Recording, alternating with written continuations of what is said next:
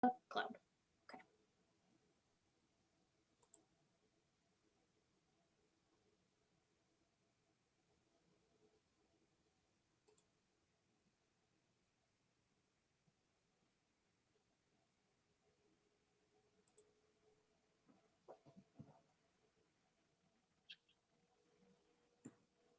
Hi, everyone. Welcome to your celebration. So as we get more students that are coming in, I am going to just go over a few pieces of information for you guys and introduce myself. I am Nikki Galmarini. I am the Assistant Director of Enrollments, Events, and Visits here at John Carroll, and we're really excited that you came to join us today. As a reminder, this is the education session, so if you're not supposed to be here, go ahead and hop out and join the next one. Just before we get started, I wanted to go over a few housekeeping items just for everybody. John Carroll is open for visits. So if you guys are interested in coming to visit campus, we are open. I'll put the website in the chat. That way you guys can go ahead and register for your campus visit. There is an option for all of our admitted students to come in on Mondays or Fridays, and we have a special event planned for you guys during that session. Also, speaking of the chat, we're going to use the chat for all the questions. So if you have any, start thinking about them now. And then lastly, we just found out that John Carroll earned the #2 spot again in the best regional universities in the Midwest, according to the 2021 US News and World Report. So that's really exciting. And we are so excited that you guys all decided to join us today for the education session at John Carroll. I'm going to turn it over to my co-host, Dr. Lisa Schoaf. Dr. Schoaf? Hi, thanks for coming today. I'm Lisa Schoaf. I chair the education department at John Carroll, and I wanted to provide you all a little overview of our programs and a little bit about it. In the Department of Education, we let our students know, make a difference, become a teacher, and the next generation needs you. I say that teaching is a calling. I see it as a vocation. You have passion about it and you are able to impact students to make a difference. I also thought you might be interested in some of the stats about Ohio in terms of employment. In Ohio, there are 10,600 teaching positions open annually until 2022. 37,760 additional positions will be needed in 2022. 20,000 middle school teachers will be needed. 11,500 high school science teachers will be needed. So the outlook is a good outlook. The rate of growth in the education profession is consistent with that of other professions at 3 to 4% a year. In our department, we offer 3 main areas of licensure. We have early childhood, which is pre-K to grades 5. We offer the middle childhood license, which is grades 4 through 9. And I've listed the subject areas. You choose 2 of those areas to be licensed in for middle childhood. And then we offer the adolescent young adult licensure, which is for grades 7 through 12 in the subject areas listed below.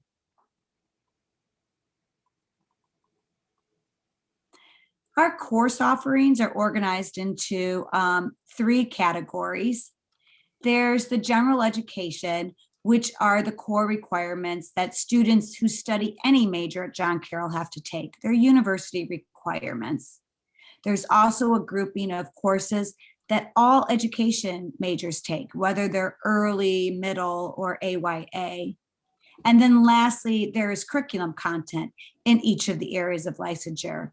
In middle childhood and AYA, it's more content specific, and EC focuses on literacy and child development for their content areas.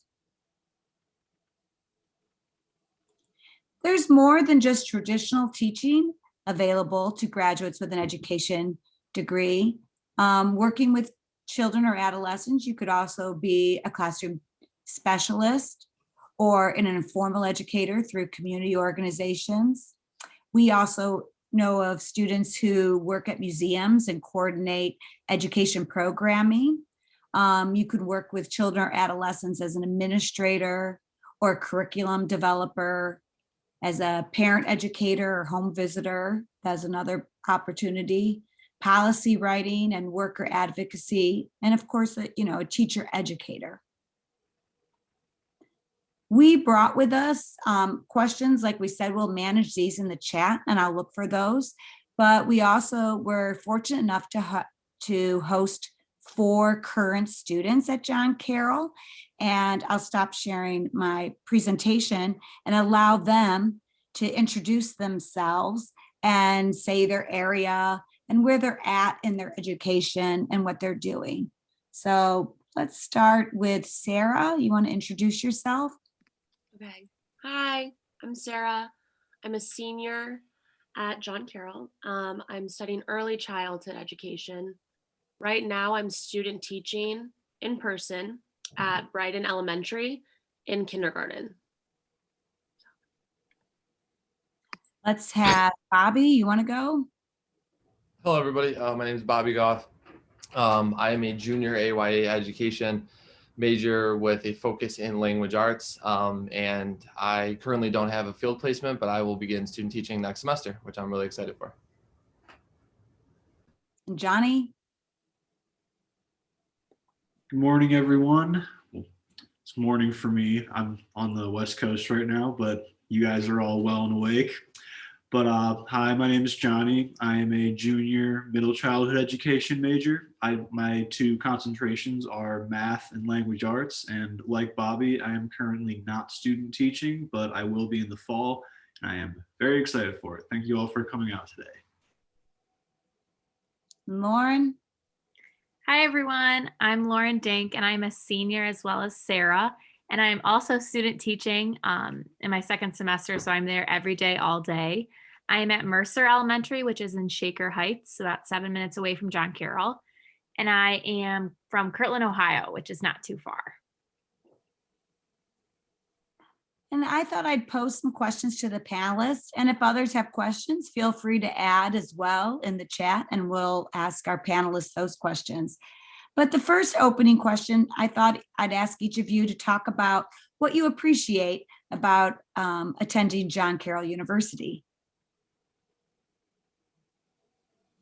We can go in the same order, or you guys can just speak out, whatever you'd like. I was gonna say I'm from California, and so I didn't actually know anyone here at John Carroll or in Ohio. And I think the biggest thing I appreciated was how welcoming everyone was, and how like my education teachers specifically, like I have a real relationship with them. I could go to them with things outside of just what's happening in class. Like I could talk to them about anything like going on if I'm stressed out or whatever. And they're always willing to like help out where they can or just lighten the load of their class, So that's always nice. I definitely appreciate that. Yeah, I was going to say something pretty similar to Sarah. The ability to form the relationships with your teachers is for sure one of the most important things for me. But I would also say the connections that you develop. And the reality is, no matter what like major you end up studying, but specifically to the field of education, through your fieldwork and through the classes you take, you get set up with a lot of different teachers who teach a lot of different subjects, and you get to work with public schools versus private schools, and you just start to gain that experience, which only further helps you develop your own sense of where you're going to want to teach in the future and your own way of instruction, and you get to work with a variety of different groups of kids, which I think is one of the best parts about it.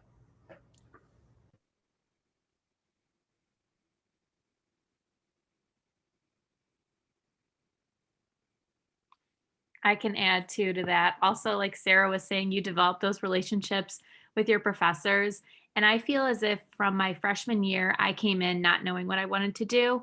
So I decided to take the business route. And here I am teaching, a student teaching in a kindergarten classroom. So you totally change your ways and they will help you immensely from the start. So I think that's my favorite part about John Carroll is you are with this close-knit group and you are always able to change whatever your path is and they will help you along the way. So it's a great community. Yeah, and then to add what everyone else has been saying, the thing that I appreciate most about it is how like driven and resilient my classmates are. Like I came in as a transfer student and it was in the middle of a Zoom semester, so I wasn't really sure what to expect. And immediately I was kind of like, I was taken by how quickly everybody who I was taking classes with was still trying to make the most of the Zoom semester, like really being dedicated to setting up small calls with each other to like work on projects and to like really remain like dedicated to getting the most out of their semester they could. And that was really like that kind of attitude was contagious for me. And I felt like I had a really good first semester because I was surrounded by a bunch of hardworking students, and it's a really great environment to be in, especially for someone who was coming in after taking a year off. So much love to my fellow streaks. COVID has brought a lot of challenges for all of us, especially our seniors that are attending this presentation. And I thought it was important for our panelists to address how have you been managing the challenges of COVID, and maybe even talk about how it's affected your education at John Carroll. There's been some accommodations or adjustments given the schools and the field experiences. So how about if I have each of you talk about that a little bit? Okay, I can start. So I think the biggest thing for me is I also play volleyball here. So that has been really hard managing that because we moved that now. Our season is now, which is normally in the fall. So I have the student teaching all day and then I go to practice and stuff. And I honestly think the biggest thing that has helped me is over communication. And I've accepted that it's okay, that it's to admit that it's hard and like asking for help. And everyone has been my cooperating teacher is amazing. My JCU supervisor who comes and helps us with observations and student teaching. She's amazing. My coach has been overly helpful. Like, I think that was definitely the best move I could make, was to over communicate how I was feeling. Because obviously this is a weird time and it is hard. So I think being honest with my professors and myself has really helped me manage this. Yeah, to kind of build off that, the way that the attitude kind of changed towards like, we're going to get through this together, was something that I really like kind of not only bought into, but I kind of used that to motivate myself to, like get more comfortable with Zoom and with like the screen sharing and all of the different things that you can do through the technology that we have.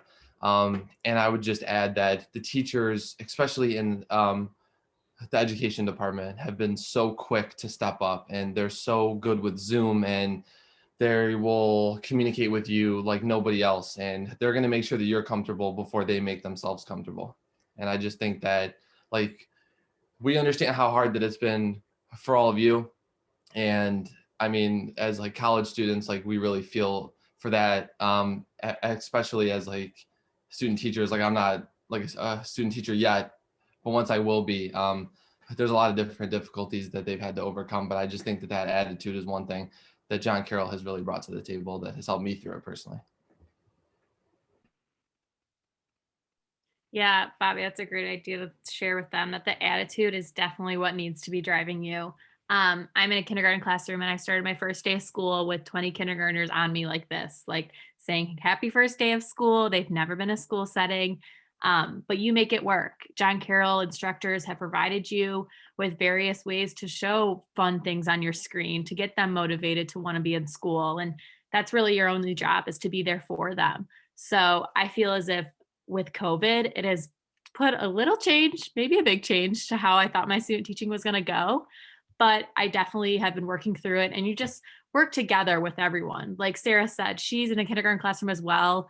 We all are going through it. We all either in person for a few weeks, we go back home for a few weeks. It always is changing, and we all are through it together. So I think that really is what makes me who I am, because we all are so close. Sarah and I have been with the same 20 elementary education majors for the past 3 years. So that is what makes John Carroll who they are, is this small, close-knit community.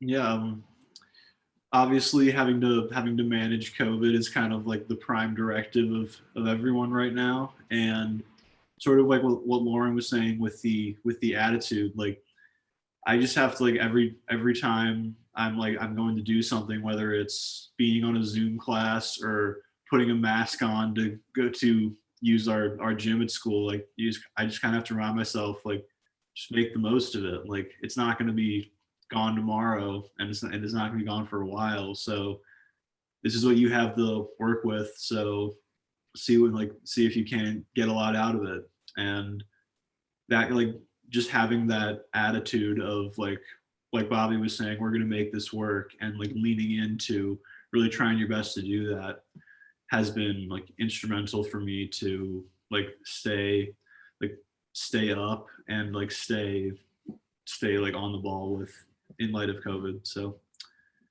yeah, just make the most of it. No one's crazy about it, but it's what we have. So let's get on board. I often get asked by students interested in coming to John Carroll what our field placements are like during COVID. And it has been different, obviously, than the past because our K-12 settings are different. The schools, and as you've heard from a couple of our student teachers, the schools in the area have allowed student teaching to continue. Now the school sometimes is transitioning. They could be hybrid, they could be fully remote, they could be in person. It's crossing the spectrum for our student teaching experience. And sometimes it's not the same the whole time. It's that they're teaching in person, and they might have to quarantine, and it transitions to remote learning for a couple of weeks. And then it might transition to hybrid or might transition to full in person. So we're seeing the whole gamut in terms of field placement. The other, honestly, the other thing we've been managing with placements is that normally we do a lot of early immersion placements. And with COVID, the K-12 setting hasn't felt comfortable with allowing students in the schools just for observation. They are continuing with pre-student and student teaching. But so what have we done? Because, we still need those kinds of experiences. Currently, we are showing very focused videos through an Atlas program, and the teacher is talking about, you're going to watch these and record that experience. We hope that this fall we're able to transition back to experiences with K-12 schools like we had prior to COVID. But, it's always a state of not being sure. Everything is in transition. I will share that there are certain courses that our students are learning, working on literacy methods or interventions, and they are tutoring students one-on-one remotely. So even though it's not in person, they still are building a relationship with students through one-on-one experiences or tutoring just through a remote setting. So to the best of our abilities, we're trying to provide interaction with students, so they can practice their skills. And I can't say that there's a one size fits all right now, but our goal in the department is always to prioritize in-person field placements. So when the schools allow us back in, we will return to that setting in any capacity, hybrid, in person, whatever. That's a priority for us because we know that that's the strongest experience. Are there some questions that we can answer for all of you? No question is a bad question.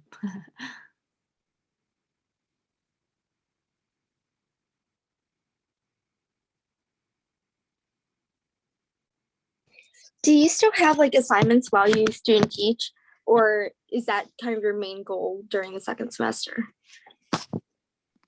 So I can talk about this. Lauren and I are both in the same courses. No, you mainly have one class and it's focused on your student teaching. So you go Tuesday nights, and right now it's like every other week we're on Zoom, but we go and we work on a program that's called the AdTPA, which is part of your student teaching. And it's like just a program through, I think, Pearson's, where we record ourselves and we write up commentary and of us teaching and everything. So that class is strictly dedicated to working with your student teaching placement. I mean, of course, if you have like other credits you have to make up for graduation, then yes, but that's all I have now. Yeah, to add to that, so the course, we do not have assignments, we do not have homework, but it is the AdTPA that we focus on for this semester. And this is something that I believe Dr. Schoaf, you can add in too about this program, but it is required by all teachers in Ohio to complete this program. It's where you record yourself, like Sarah said, and send in various lesson plans. So you're constantly teaching within your classroom, obviously, but that is what the main focus is of the course. I'll add that successful completion of the AdTPA replaces the exam for professional knowledge for licensure. So if you do a good job on this assessment that's sent to outside graders, you will not have to take the professional knowledge portion of the Ohio assessment for educators, which is, that's kind of a perk. You still have to take the assessment for your content area, but not in professional knowledge. And the AdTPA is the capstone experience in our program in the education department. I see a couple more questions here, a bunch. Are there any immersion experiences available? Yes, there have been. Just last year, I mean, not currently with COVID, but last year, Dr. Soares and Dr. Shower took a group of students to Jamaica, and they did tutoring and worked with students. Did anyone on the panel attend or participate in that immersion? Not that one, but I was signed up and like ready to go for one last spring. So it was right before all of this happened, and we weren't able to go, but there are tons of opportunities through John Carroll, like the immersion program, not just the education program. Mine was specifically education, but there are like, so I know probably like 5 or 6 people who have gone and love them. So we hope those will return again, and we do offer those programs at John Carroll. And hopefully, like I said, we'll return to that. I think this question is kind of fun. Morgan asked, can you tell a little story about an experience that sold your decision to become a teacher? It's a beautiful question.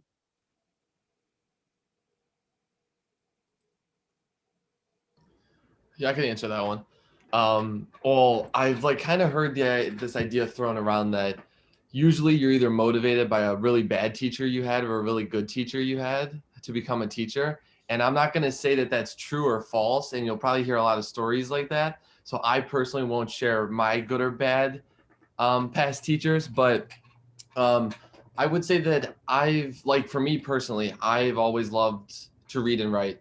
And like growing up, I loved to do it. And then I started at John Carroll as a business major because I thought that that's what everyone did, because no one told me what I should study. And when you're a senior in high school, you either like know or you don't, and there's a million different things that you have to sort through. So it's kind of hard to be like, yeah, this is exactly what I want to do, because really you have no idea. But so when I started as a business student, I just really didn't like it, and I didn't enjoy my classes. And then I took Ed 100, which is the intro class with Dr. Schoaf. And when I was through that class, that was it. And I applied for the teacher program, and I was accepted. And I would say that Ed 100 and my passion for my content area were the 2 things that really drove me to become a teacher. I can add to that too. So right away, when you were in Ed 100, you're kind of getting the feel of what it's like to be a teacher, like what are the jobs you're able to get, and so on. So, but the next semester, we got placed into a field placement, and I was in a preschool on Fairmount, actually super close. And at that moment when I walked in, I was obviously very nervous my first time to go in.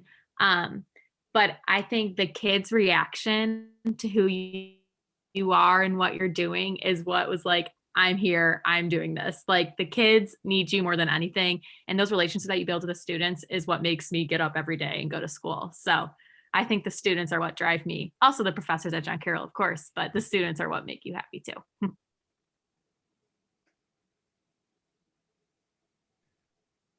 Yeah, I can toss in my story. So when I was in high school, I was a camp counselor, and I realized that I really liked working with school age kids, and I really liked like helping them like learn how to do stuff. So then being a teacher seemed like the next logical step. And then when I was in my very first observation placement, I would I was just like really questioning a lot. Like whenever I would be up late doing homework for like other stuff, and I would just start to wonder like, do I really want to do this? I don't know. Like this is like really frustrating. But then I would go into my placement and I would have one of those moments where like I got to like watch a student get it, and like that like light bulb going off and knowing that I helped them turn it was really what did it for me. So I started in math in high school math, and then I transitioned to middle math and language arts, and then I transitioned to John Carroll. So hasn't been the straightest path, but it's the one I'm on, and I'm very excited about it. Okay, well, mine is a little different because I'm not entirely sure that I want to be a classroom teacher. I'm still kind of figuring it out, which that's just what I'm doing. I've always known I loved working with children, like, and I love my student teaching. I love all of it. I love the students. I love working with other teachers and like coming up with new creative ways to do things that are outside the box. Like, I think that's my favorite part. But I mean, hopefully some of you can relate to, well, not hopefully, I guess, but not knowing what you want to do is okay. It's okay. Like, I'm a senior in college and I'm going to graduate and I'll figure it out. So I think that's also a nice thing about education. You can go so many different routes. It's not just the classroom teacher. So I'm glad you shared that, Sarah, because it's nice to have another perspective. I see a couple of questions that I think I could answer quickly, so I'll work on those. One is asking about the early childhood generalist endorsement. As incoming freshmen, you don't have to worry about the early childhood generalist endorsement. It relates to the P3 license, and you take 3 courses to add grades 4 and 5, if that's what the generalist is, so that you can teach P5. However, all of you on this call are going to be admitted into the new P5 program. So you won't need the early childhood generalist. It was for under the P3 license to add grades 4 and 5. Also, there's a question about transportation for immersion, but I think you mean for field experience or student teaching, and trying to figure out if you need a car freshman year or sophomore years. We not always is transportation provided, but we work very hard to accommodate it. When we place students in Ed 100, sometimes we pull together a group of students and provide a van that takes you to that site. Sometimes your placement's very close and it's within walking distance, because we are housed in Cleveland Heights, University Heights, and there's some schools very close to our university. Sometimes it might be a bus route that a student takes. I thought also I'd ask you guys, did you find it difficult with transportation to the schools, or does anybody have any advice to answer this question? I didn't have a car until last year and I never had issues with it. I either did the van where multiple people were going to the same place, or I was in walking distance. I did walk a few times, but it was never an issue. And then, Yeah, oh, go ahead, I'm sorry. I have like my grandparents' old car right now, so I was able to use that as transportation. But when I was at my previous university, they would recommend that we work with each other to figure out who could drive and then who could like chip in for gas money. And everyone's really willing to help you out, and that's just like really something that's kind of like an additional educational benefit, because you're always like swapping stories about your day and stuff on the way there and on the way back. So it works out. Are any of you Arupe scholars? No, so I saw someone ask that question. I thought, well, that's easy. I'm sorry, Julie, we don't have any on our panelists. And the other question is, are there opportunities to study overseas in Latin America? I am not, I'm in the education department. Nikki, do you have anything, guidance or anything related to that question? For the Arupe scholars? Is that the question that or the? No, Julia's question about, are there Oh. opportunities to study overseas in Latin America? Okay, so what we actually was just typing out a question answer for you, Julia. So what we're doing after celebration, we're gonna do, we're calling them Webinar Wednesdays, and Study Abroad's actually going to be able to present on March 24th, I believe at 6:30 or 7. So you can find out all that information from our Study Abroad office, which will answer your questions about studying overseas as well. And just a quick piece about the Arupe scholars, Julia, I do have a tour guide, 2 tour guides on my staff right now that are Arupe scholars, which I will connect you with after today. I'll send you an email, and then you can ask them all the questions that you have.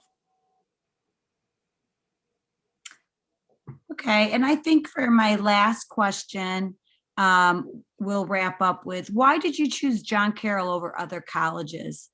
And how did you make that decision? I can start.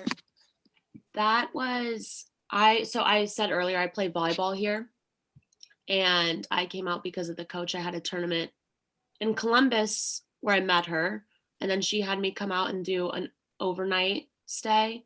And I think my teammates and that like welcoming community, I felt like I was already a part of the team, already went to school there, all of that, I felt when I was with them was really my driving factor, because every school will have whatever, the program that you want, but how you feel about the people is what will really make a difference. So that's definitely what led my decision.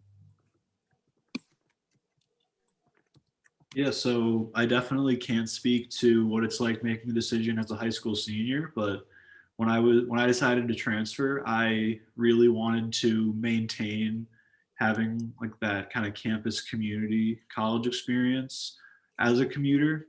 And when I was looking at John Carroll, my other school I was interested in, I felt like even though I wouldn't be living on campus, if I wanted to, I could still really have a great like holistic experience at a school where there is a strong emphasis on community. And first starting off in the Zoom semester and then continuing on to now, I've found that everyone has been incredibly welcoming, and I was right about my assumption that there was a strong community here. So that is that. Yeah, I would also add that like the small class sizes is something that like I just kind of like fell in love with right away. And I knew that as a high school senior, I was gonna want to make that adjustment from the high school learning and your high school classes to the collegiate level. Like it's a little more sophisticated, and you're starting to really conceptualize like real world things. And I think that having great relationships with your teachers goes a long way, and them being there for you and the small class sizes has a lot to do with that. So when I was like on my tour at John Carroll, for those of you that haven't been here yet, I would definitely come and see it. I mean, it's a beautiful campus, and you'll be able to notice right off the rip that, like there's a million different people around you that really care about you and they really support you. And it's just that community aspect.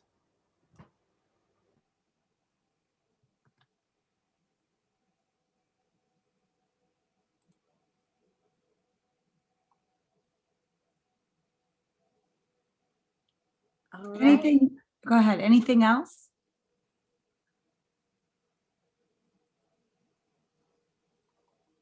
All right. Well, I thank everybody for joining us today for the education session for Admitted Student Celebration. It's been really exciting.